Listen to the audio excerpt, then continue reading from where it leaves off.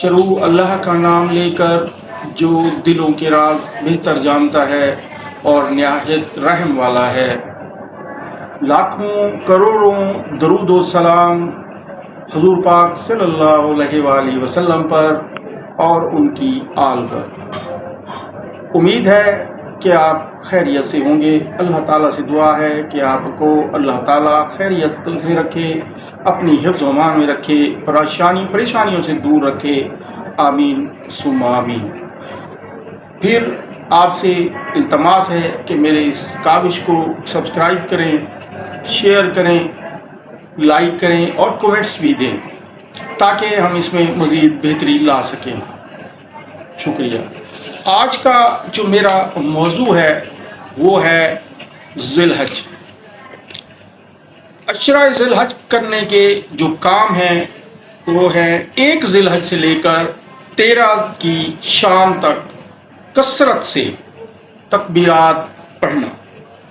اللہ اکبر، اللہ اکبر، لا الہ الا اللہ، اللہ اکبر وللہ الحمد، اللہ اکبر کبیرن والحمد للہ کثیرن وسبحان اللہ بکرتن راسیلا۔ اور پھر اس کے بعد عید قربانی تک ناخن اور بال نہ کاٹیں۔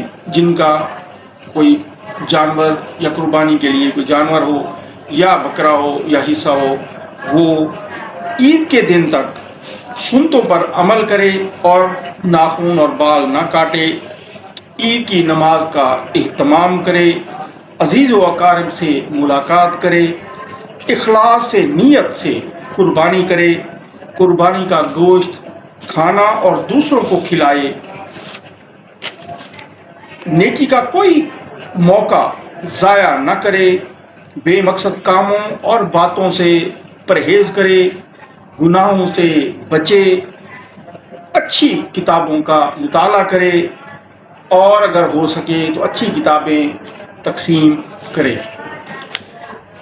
نماز کا اہتمام اول وقت میں ادا کرے، خشوع اور خضوع کے ساتھ ادا کرے، ہر رکعت میں مختلف صورتیں پڑھے، اشراق و چاشت کے نوافل پڑھے، تہجد میں طویل قرات کرے۔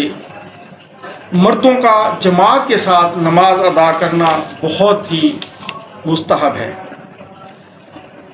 9 ذی الحج کا روزہ رکھنا، زیادہ سے زیادہ نفلی روزے رکھنا، پیر اور جمعرات کا روزہ رکھنا، قضا شدہ روزے رکھنا۔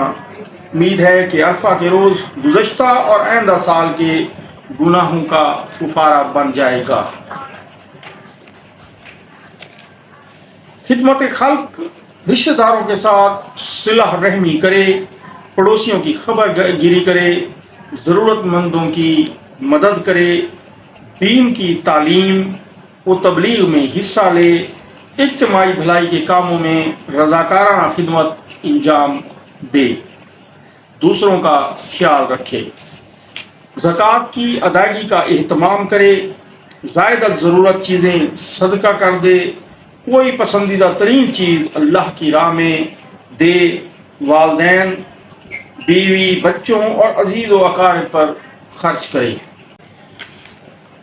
ذکر اور اذکار، تحلیل، تکبیر اور تحمید کا اہتمام کرے، صبح و شام کے اذکار کرے، استغفار اور ذکر کی کثرت کرے، درود شریف کثرت سے پڑھے، مقبول اوقات میں دعائیں مانگے، خصوصاً عرفہ کے دن نئی دعائیں اور اذکار یاد کرے، قرآن مجید کی بکثرت تلاوت کرے، مختلف قرآن کی تلاوت سنے، نئی صورتیں حفظ کرے، حفظ کی دہرائی کرے، قرآن مجید کا ترجمہ و تفسیر پڑھنا یا سننا، معنی پر غور و فکر کرنا، دوسروں تک قرآن کا پیغام پہنچانا، یہ بھی عید ذی الحج کے برکات میں سے ہیں۔ اور آخر میں ایک آخری بات کہ ایک ہی چیز ہے جس میں اللہ تعالیٰ اور اس کی مخلوق شامل ہوتی ہے، اور وہ ہے حضور اکرم صلی اللہ علیہ وآلہ وسلم پر باکثرت درود شریف پڑھنا، کیونکہ اللہ تعالیٰ نے فرمایا ہے کہ اے لوگو تم بھی حضور پاک صلی اللہ علیہ وسلم پر درود و سلام بھیجا کرو جیسا کہ میں اور فرشتے حضور پاک صلی اللہ علیہ وسلم پر درود بھیجتے ہیں۔ ویسے بھی درود پاک کو کثرت سے پڑھیں اور تاکہ دین اور دنیا دونوں کی بھلائی حاصل کر سکے۔ آخر میں پھر ایک دفعہ آپ سے درخواست ہے کہ میرے چینل کو سبسکرائب کریں، شیئر کریں، لائک کریں اور کمنٹس لازمی پاس کریں تاکہ ہم اس میں مزید بہتری لا سکیں۔ شکریہ۔ السلام علیکم ورحمۃ اللہ وبرکاتہ۔